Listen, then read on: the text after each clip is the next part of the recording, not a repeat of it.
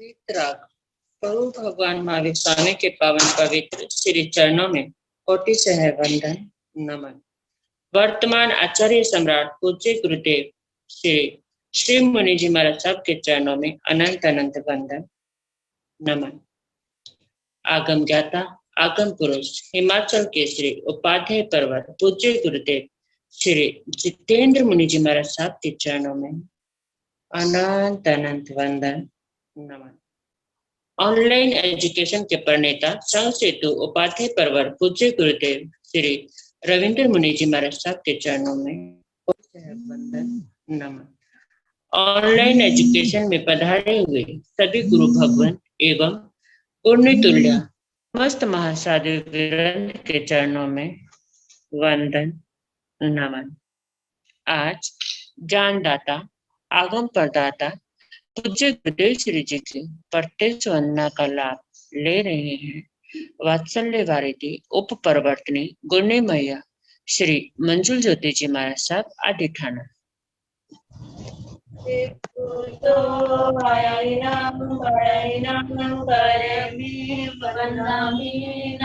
स्वामी सत्कारेंगे सम्मानेंगे कल्याणम मंगलम देव्यम चेयम भजवा स्वामी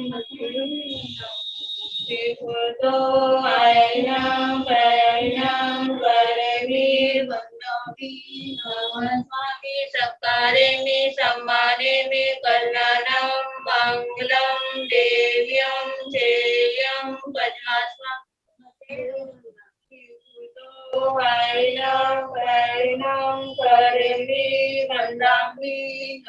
स्वामी सत्कारेंगे कल्याणम मंगलम देव्यम चेयम भजवा स्वामी। सुख साता जी सबको साता है। हाँ जी।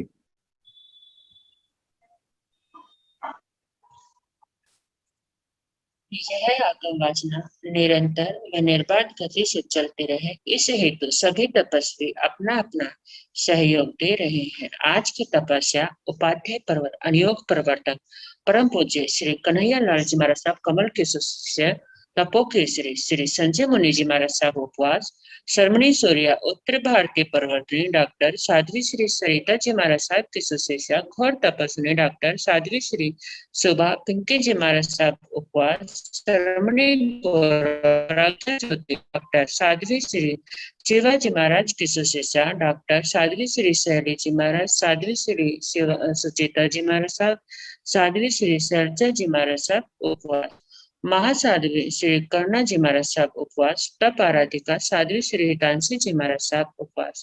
हम सभी तपस्वियों की तप की अनुमोदना करते हैं और उनके तप की सुख साता पूछते हैं।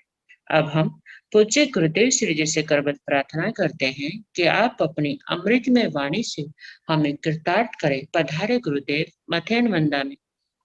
सुख साता गुरुदेव। हाँ जी। मथेन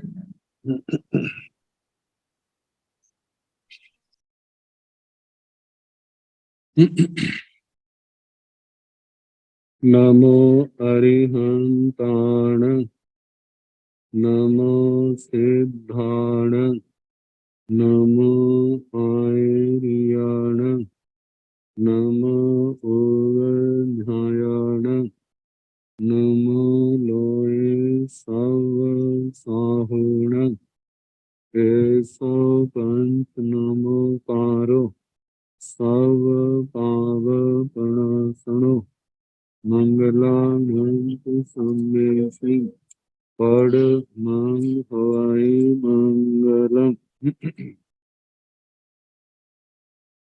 जिन शासन जिन वाणी सदा जयवंत हो श्रवण संग सदा अविचल मंगल हो। मुक्ति को प्राप्त श्रमण भगवान महावीर स्वामी उनकी परम पावन कल्याणी भागवती वाणी वाचक प्रमुख श्री इंद्र भूति गौतम आदि गंधर्व भगवान युग प्रधानाचार्य परम पूज्य श्री सुधर्मा स्वामी जी महाराज, उनकी परम पावन पाठ परंपरा वर्तमान आचार्य ध्यान योगी परम पूज्य श्री शिव मुनि जी महाराज एवं गुरुजन सबके पावन चरण सरोजों में मेरा अनंत अनंत बार वंदना नमस्कार। आगम परिषद में विराजमान वरिष्ठ मुनिराज, अन्य मुनि वृंद, परमादरणीय भगवती स्वरूपा महासाधियों,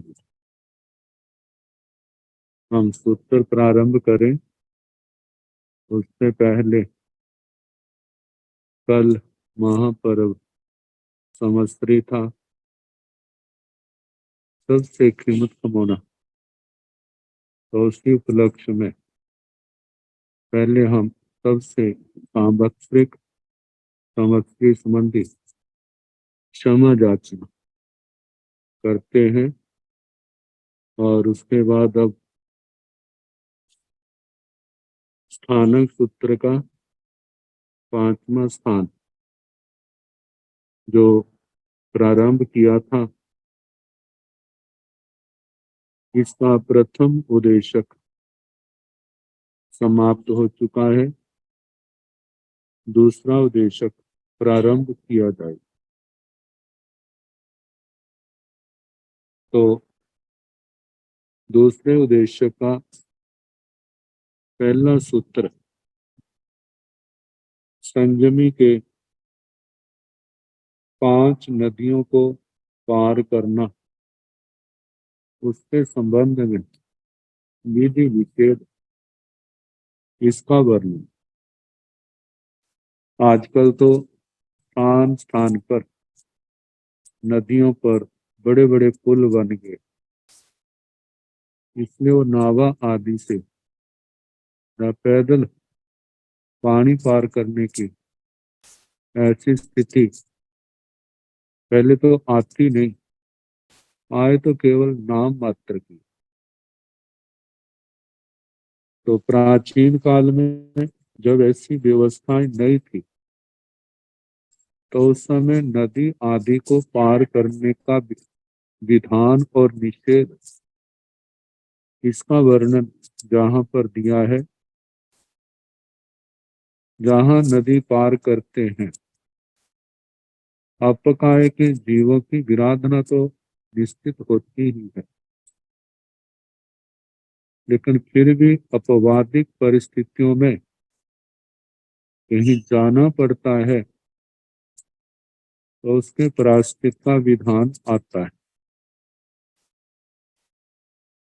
फिर भी कहा कि ये नहीं कि बार बार आए जाएं, फिर भी एक मर्यादा निश्चित कर दी कि ये नदियां महीने में एक बार से ज्यादा पार नहीं करनी। यदि ज्यादा पार करते हैं तो उसके साथ सबल दोष भी आता है, गुरु आज्ञा की उल्लंघना का भी दोष आता है। तो उसके संबंध में फिर उसी के अनुसार आत्मशुद्धि के लिए प्रायश्चित देने का विधान है।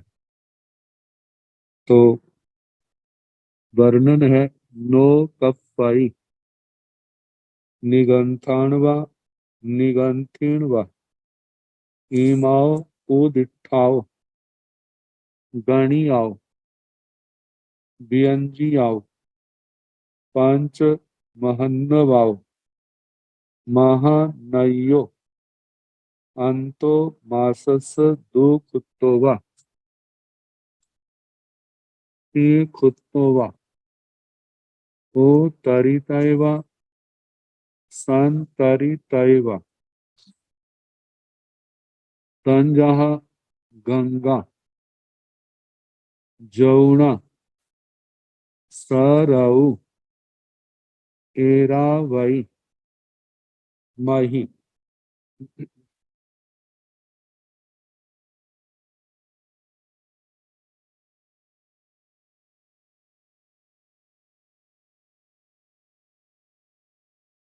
पंच ही खाने ही कपई तन जहा भयंसी व दो भिक्षंसी व पब हेजवा न कोई दो गंसी दो घंसी व यजमानसी महिया व अनार्येषु।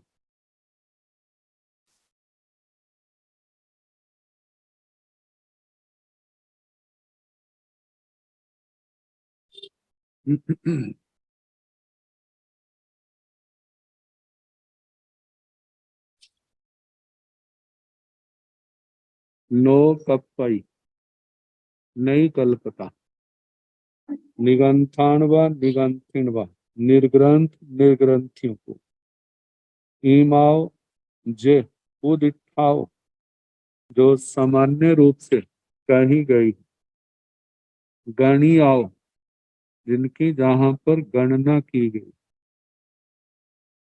वियंजी आओ जो प्रसिद्ध है महन्न वाओ समुद्र के समान महान जल वाली पंच महानदियों ये पांच महानदियां अंतो मासस एक महीने के अंदर दो खुत्तोवा तीन खुत्तोवा दो बार तीन बार उतरी तैवा इनको उतरना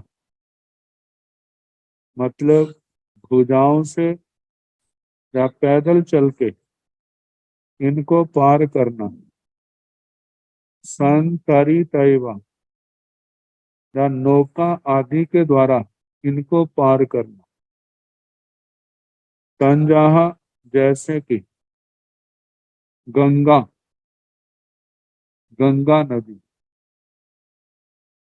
जमुना जमुना नदी सरऊ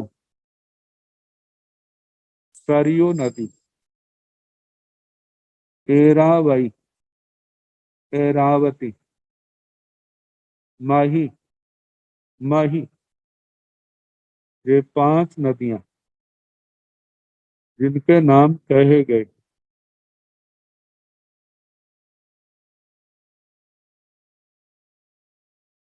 महीने के अंदर दो बार तीन बार इनको पार करना नहीं कल्पता।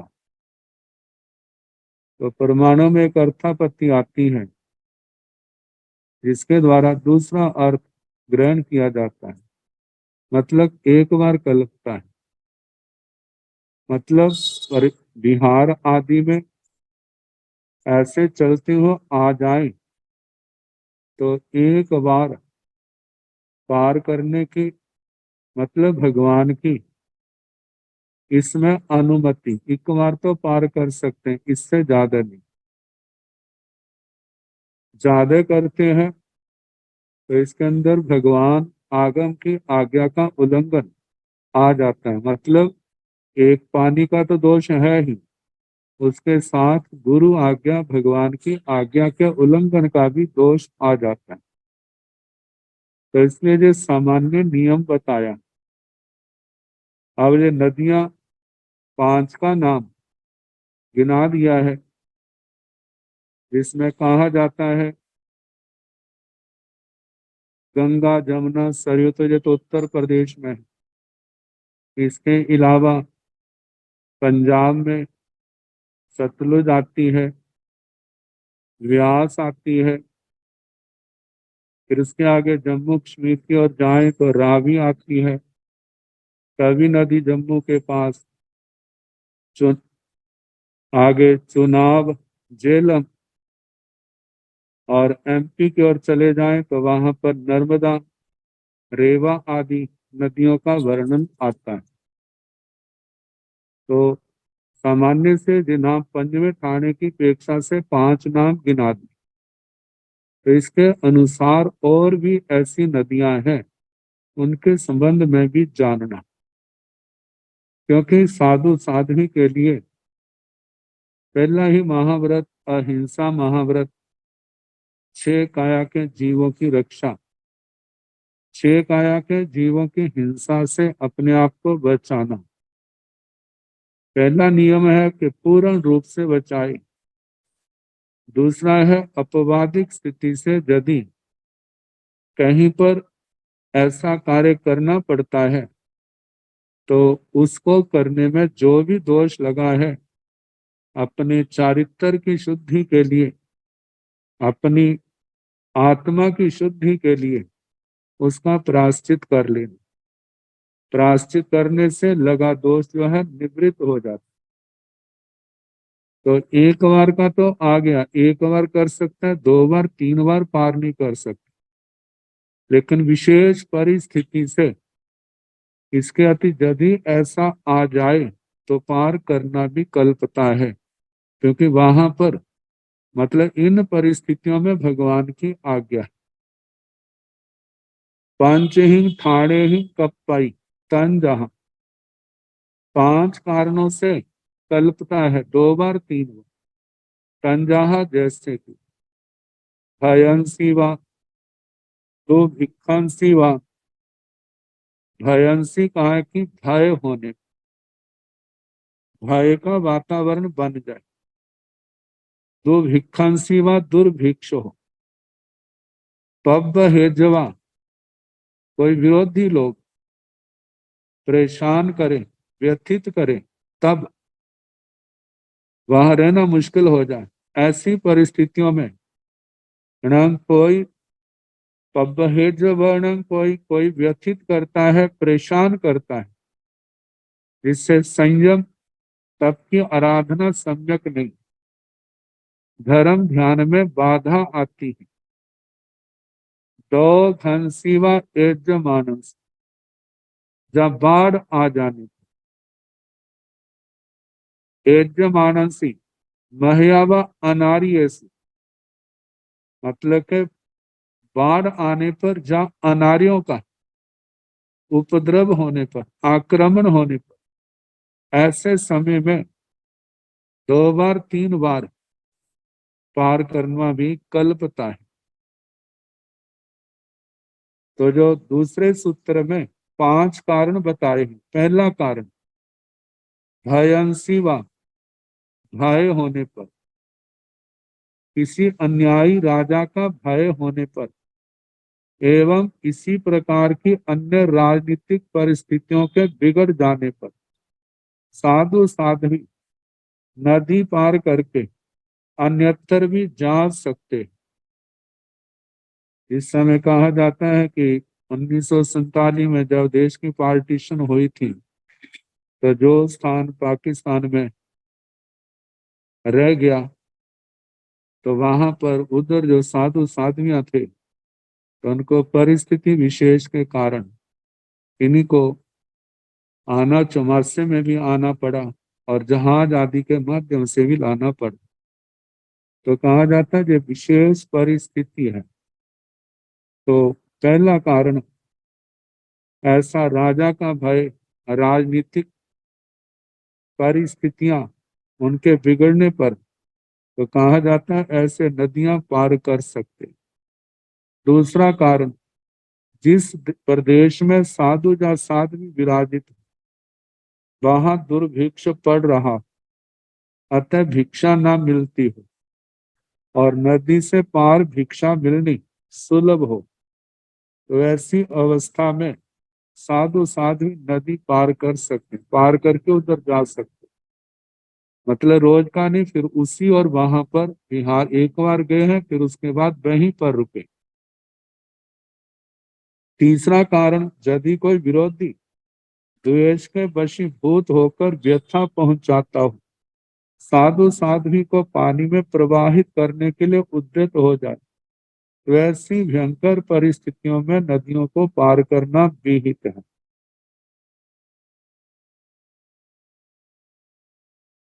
चौथा कारण, सरविरति महात्मा जिस प्रदेश में विराजमान है, यदि उस क्षेत्र में पानी की बाढ़ आ जाए, तो उस विपत्ति की दशा में भी अपनी और संयम की रक्षा के निमित्त नदी पार करना कल्पता है।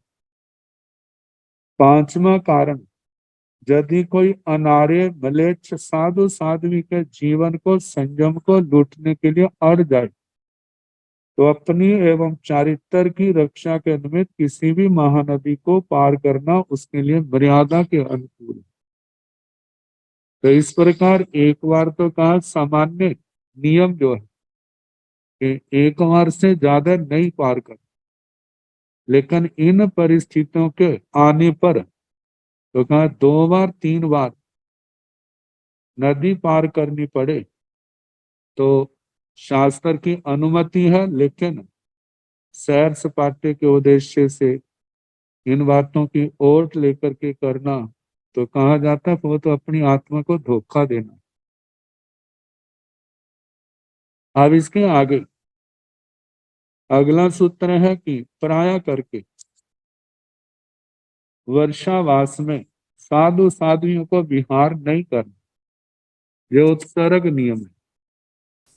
जैसे नदी पार के लिए अपवादिक परिस्थितियां आई, ऐसे ही चौमासे में कभी ऐसी अपवादिक परिस्थिति आए तो कहा जाता है भगवान गुरुओं की आज्ञा से, आचार्यों की आज्ञा से वर्षावास में भी वो विहार कर सकते हैं, लेकिन बिना आज्ञा से नहीं।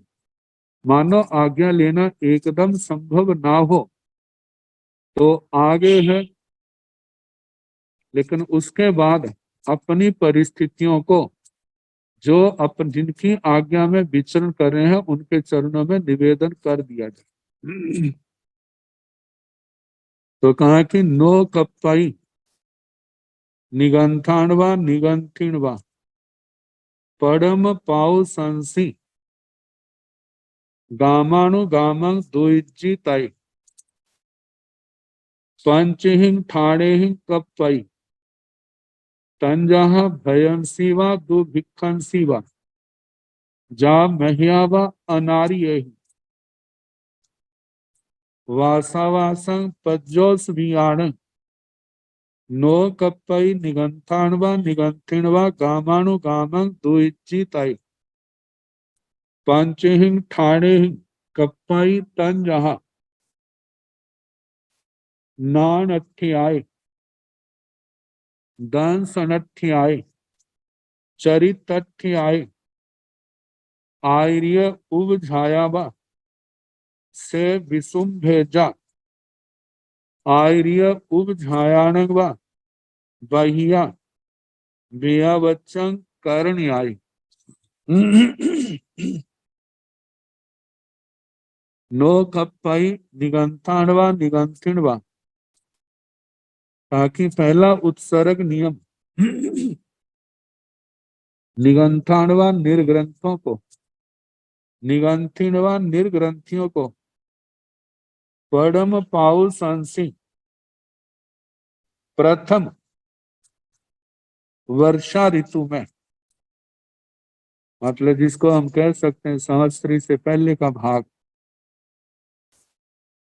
प्रथम वर्षा ऋतु में गामाणु गामं द्विज्जी तय, ग्रामानुग्राम विहार करना नो कप्पई नहीं कल्पता, पंचहिंग ठाणे कप्पई, लेकिन इन 5 कारणों में से कोई कारण उपस्थित हो जाए तो साधु साध्वी को विहार करना पड़े तो वो कल्प से बाहर नहीं है, कल्पता है।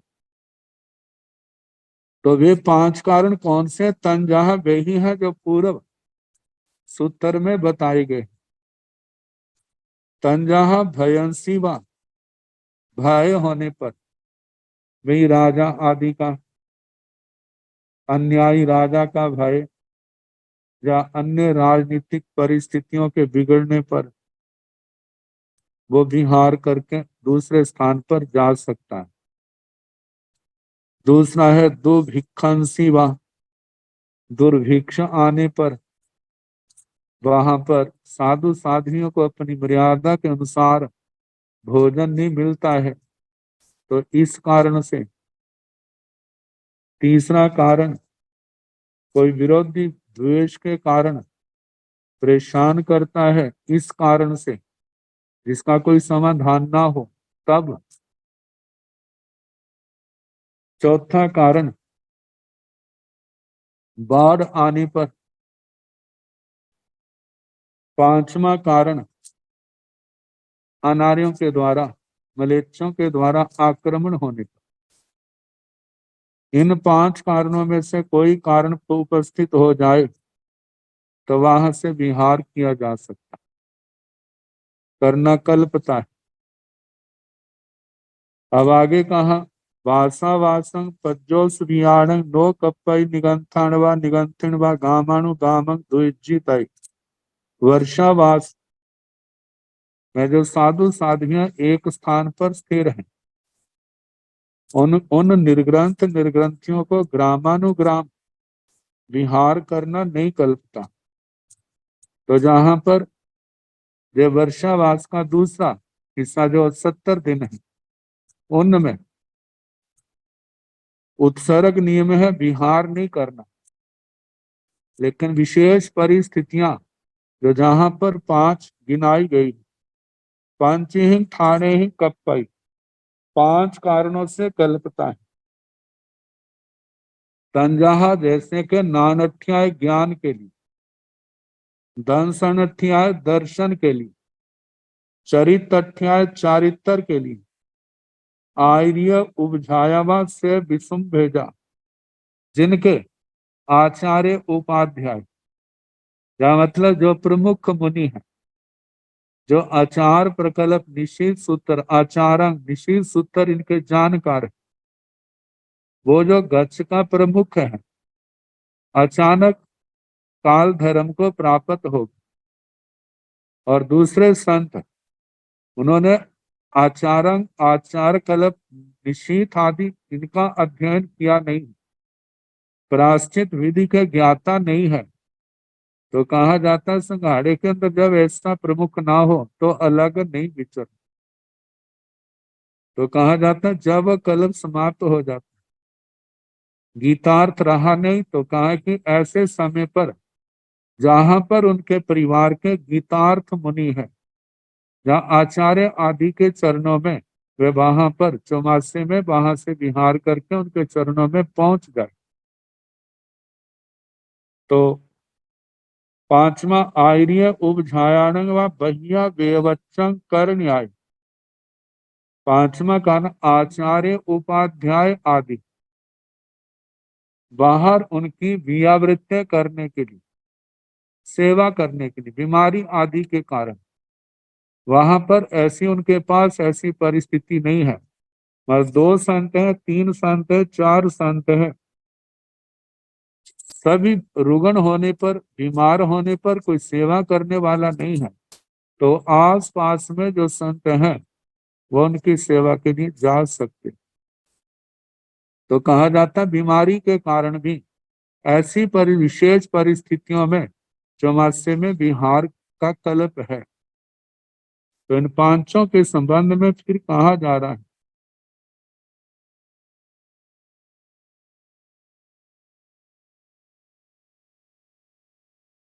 कहते हैं वर्षावास के चतुर्मास काल को प्रावृत काल कहते हैं। ऋषि पंचमी या संवत्सरी के पूर्व वर्षा काल को प्रथम प्रावृत काल कहा जाता है। लौकिक पक्ष में श्रावण और भाद्रपद ये दोनों मास प्रावृत ऋतु के माने जाते हैं। चतुर्मास के प्रारंभिक 50 दिनों में यदि विहार करना पड़े तो 5 कारणों से साधु साधियों को अपवादिक स्थिति होने पर विहार करना कल्पता है। जो पहले कारण कहे कि अन्यायी राजा आदि का, और दूसरा कहा वर्षा काल के उत्तर भाग में जो संवत्सरी के अनंतर शेष 70 दिनों में 5 कारणों से विहार करना कल्पता है। तो पहला कारण कहा है कि किसी आचार्य या आगमों के जानकार ने अनशन संथारा करना हो और उन्हें ज्ञान पढ़ने के लिए साधु साधियों को सूचित किया हो। कहते मैंने संथारा करना है, कोई शास्त्र पढ़ना चाहे, मतलब वो जानते हैं दूसरा कोई जानता नहीं है, तो वो शास्त्र का ज्ञान प्राप्त करने के लिए दूसरे साधु साधियों को सूचित किया हो। तब चतुर्मास में ज्ञान प्राप्ति के लिए विहार किया जा सकता है, क्योंकि उनके जाने के बाद नहीं पढ़ा तो उस शास्त्र का विच्छेद हो जाएगा। यदि वह शास्त्रीय ज्ञान उक्त आचार्य आदि से ग्रहण न किया गया तो उसका विच्छेद हो जाएगा। यह सोचकर उस ज्ञान को प्राप्त करने के लिए वर्षा काल में भी विहार करना कल्पता है, क्योंकि परंपरा प्राप्त ज्ञान की सुरक्षा साधु का प्रमुख धर्म है। दूसरा कारण, जो दर्शन शास्त्र का अद्वितीय वेता है, वह संथारा करने से पूर्व यदि किसी साधु साध्वी को सम्यक दर्शन में सुदृढ़ हो जाए, इस भावना से दार्शनिक ज्ञान देना चाहता है। या दर्शन की प्रभावना करने वाले शास्त्र ज्ञान की प्राप्ति की इच्छा से विहार कर सकते। जब वर्षावास क्षेत्र में एकांत मिथ्या दृष्टि लोगों का अधिक प्रभाव हो, वहां रहते हुए यदि संयम नष्ट या दूषित होने की संभावना हो, तो ऐसी अवस्था में भी विहार करना कल्पता है दर्शन के लिए। तीसरा है चारित्र। जिस क्षेत्र में ऐश्वर्य आहार न मिलता हो, जीवों की उत्पत्ति अत्यधिक हो रही, स्त्री पुरुष अपेक्षाकृत अधिक दुराचारी भ्रष्टाचारी हो, जहां पर रहकर संयम साधना करनी कठिन हो, तो अपने चारित्र की रक्षा के निमित्त वर्षावास में विहार किया जा सकता है। चौथा, आचार्य या उपाध्याय के शरीर शांत हो जाने पर भव पूर्ण हो जाने, अन्य आचार्य या उपाध्याय के न होने पर किसी अन्य गण का आश्रय लेने के लिए अथवा आचार्य उपाध्याय का विश्वस्त होने के कारण किसी रहस्य मंत्रणा के लिए वर्षावास में विहार करना कल्पता है।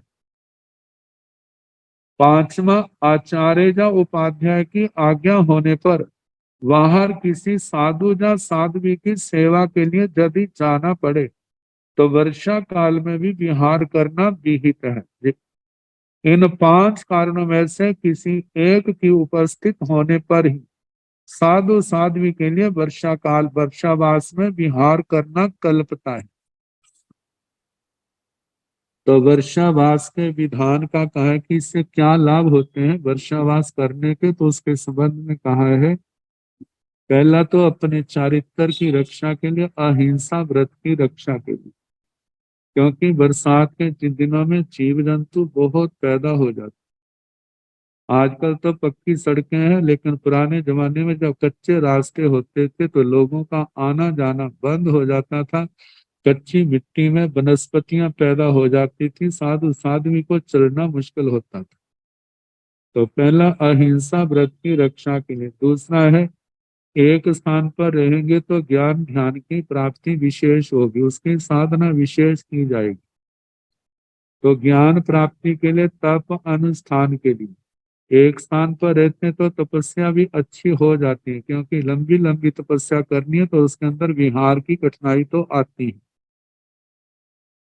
आगे का श्रावक श्राविका संघ को लाभान्वित करने के लिए एक स्थान पर जब लंबे समय तक रहा जाता है तो वहां के लोग जो श्रद्धावान है, वो जीव अजीव आदि तत्वों का, ठोकरों का, शास्त्रों को सुनने का उनको सौभाग्य मिलता है, जिसके कारण से उनके ज्ञान में, उनके ध्यान में, संयम में, नियम व्रत में, साधना में वृद्धि होती है, बढ़ोतरी होती है। और प्रवचन की प्रभावना, जिन शासन की प्रभावना होती है, इन निमित्तों के कारण से वर्षावास का विधान है। तो अब इसके आगे 5 अनुद्घातिक ऐसे दोष जिनका प्रायश्चित गुरु है। गुरु प्रायश्चित, बड़ा प्रायश्चित। तपस्या है तो वो भी बड़ी है, और जहां तक है दीक्षा छेद भी।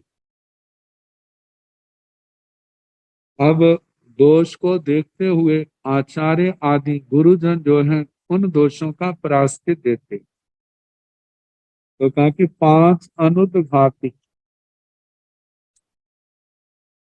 पांच अणुघाया पड़ता, पांच अनुदघाती कहे, मतलब बड़ा प्रायश्चित के अधिकारी। उद्घातिक तो आता है छोटा प्रायश्चित, अनुदघातिक बड़ा प्रायश्चित, जिसमें किसी प्रकार की न्यूनता नहीं। पांच अणुघाया पड़ता तंजहा हाथ कम करे माणे, मेहुणं पड़ी सेव माणे, राई भोयणं मुंज माणे, सागार्य पिंडं मुंज माणे।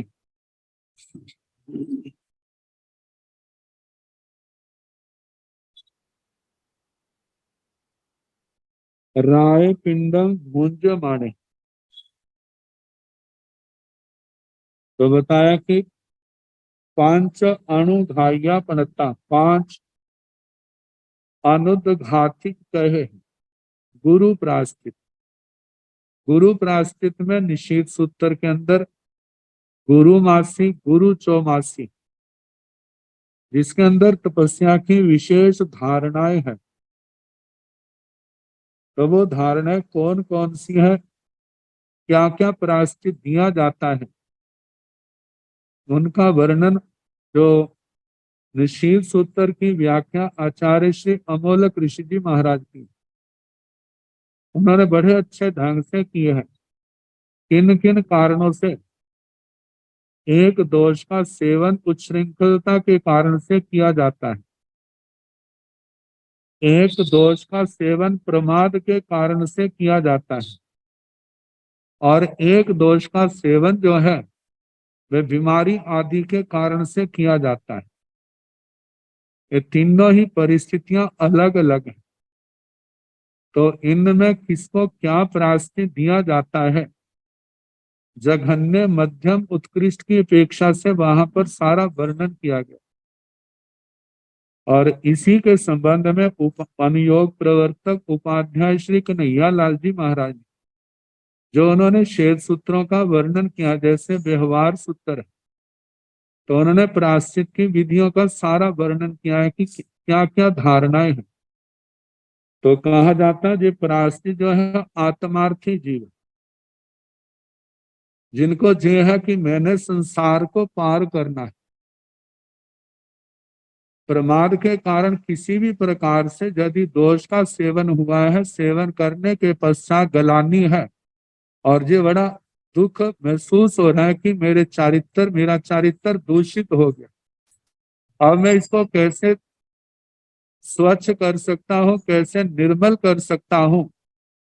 तो वह अपने दोषों की आचार्य आदि का अपने गुरुओं के आगे उनकी आलोचना करता है।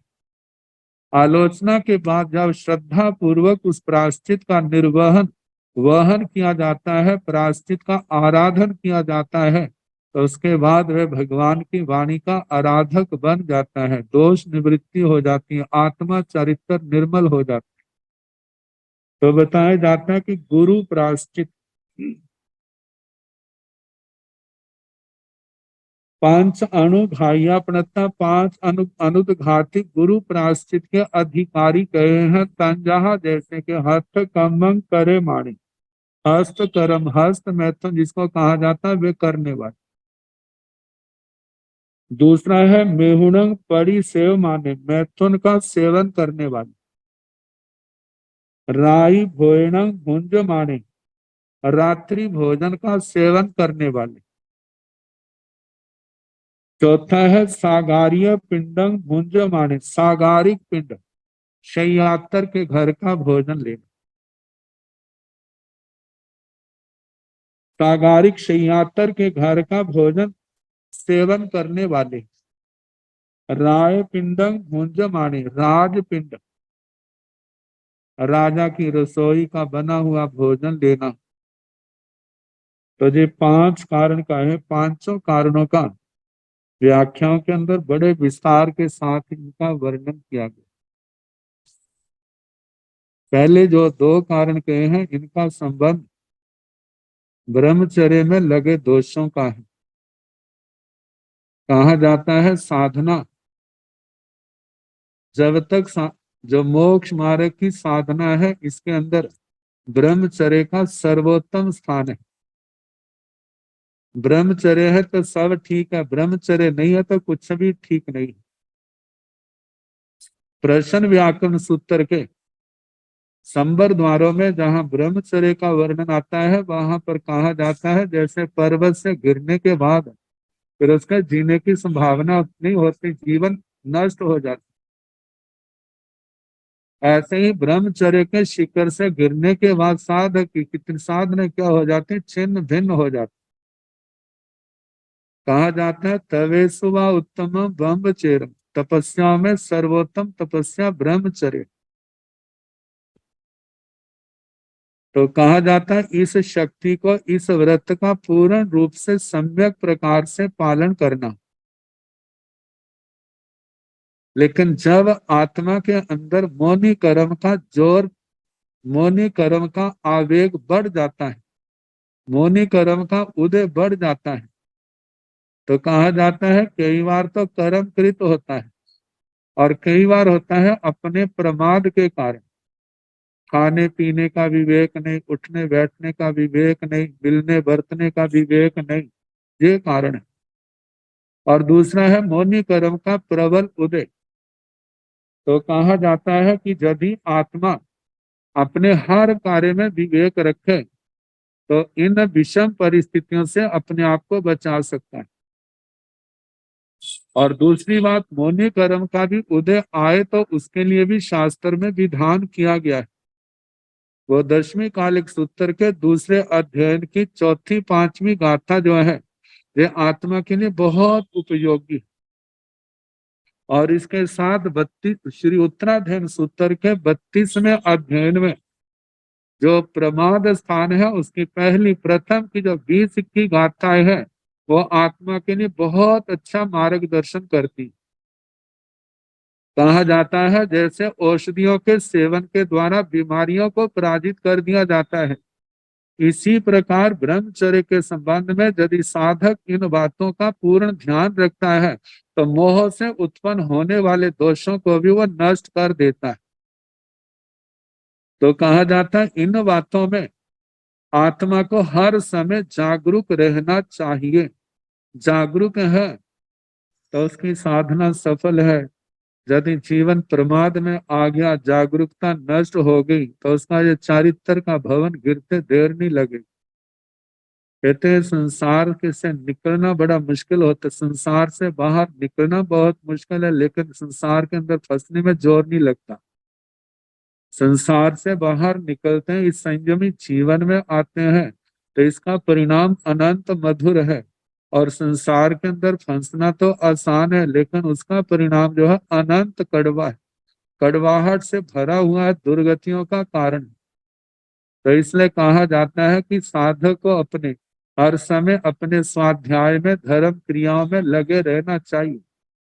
गुरुओं की नजरों में, अपने आचार्य भगवंतों की नजरों में यही सोचे, चाहे गुरुजन पास नहीं है, चाहे आचार्य अपने पास नहीं है, लेकिन कल्पना ऐसी करे वो मेरे पास ही है, मेरे हृदय में विराजमान है, मेरे दिमाग में विराजमान है, वो मेरा सब कुछ, मेरे एक एक पल का हिसाब रख रहे। जब ऐसी दृष्टि होगी तो ऐसे साधक के जीवन में इन दोषों के प्रवेश की कोई संभावना नहीं होती। लेकिन इस समय उनकी नजरों से ओझल हो जाते हैं, मेरे को कौन देखता है, क्या करता है, किसी को क्या पता है।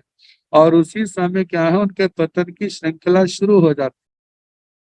तो कहा जाता है जिस समय व्यक्ति के खाने पीने का विवेक नहीं होता, गृष्ट पदार्थों का बार बार सेवन किया जाता है और ऐसा साहित्य पढ़ा जाता है या सुना जाता है, ऐसी बातों में रस दिया जाता है, जिसके कारण से जो सोई वासनाएं जागृत होती है। और जो लोग, जो ब्रह्मचर्य समाधि के 10 स्थान है, ब्रह्मचर्य की 9 बाड़े हैं, उनका ध्यान नहीं रखते हैं, तो उनके अंदर ऐसे दोषों का पैदा होना कोई बड़ी बात नहीं है। अब कहा जाता है साधक जागरूक है तो इन सब बातों से अपने आप को बचाएगा। और प्रमाद के कारण से कहीं भी ऐसी बातें आ जाती है तो उस समय जो आत्मा के अंदर आत्मा के अंदर विकृतियां पैदा होती हैं, तो कहा उनके साथ संघर्ष करना, उनको शांत करना, उनको खत्म करना है। खत्म करने का साधन जो है कि अपने आप को खाली नहीं रखना। खाली नहीं रखने के लिए जो भी अपनी समाचारी है उसके अनुसार अपना जीवन चलाए, अपनी इच्छा के अनुसार नहीं, जैसा भगवान ने कहा है कि जैसा गुरुओं ने कहा है उसके अनुसार चले। अपना एक एक क्षण जो है ऐसे बाजे घड़ी की सुइयां होती है बंधी हुई, ऐसे अपने जीवन के एक एक क्षण को, जैसे सुबह उठे हैं जो याद किया है उसका कैसे परिवर्तना करनी है, स्तोत्र पाठ आदि करना है, प्रतिक्रमण के समय प्रतिक्रमण, प्रतिलेखना के समय प्रतिलेखना है, और ऐसे स्वाध्याय के समय स्वाध्याय, ध्यान के समय ध्यान, गोचरी के समय गोचरी। इन सारा ही हर एक एक मिनट को अपना ऐसा व्यवस्थित करना कोई खाली ना हो।